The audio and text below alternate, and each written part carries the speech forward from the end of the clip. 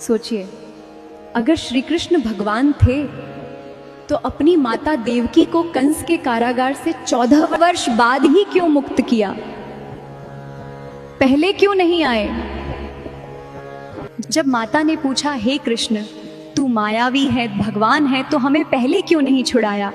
तब श्री कृष्ण मुस्कुराए और बोले, माता, जब मैं त्रेता युग में राम था तब आप कैकेयी थीं। आपने मुझे 14 वर्ष का वनवास दिया था, उसी कर्म का फल। इस युग में आपको भी 14 वर्ष का वियोग सहना पड़ा। मैं नियम तोड़ सकता था, पर कर्म का नियम नहीं। भगवान भी कर्म के नियम से चलते हैं। जीवन में जो बोते हैं वही लौट कर आता है।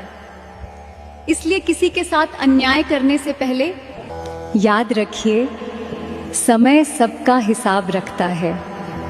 जय श्री कृष्ण।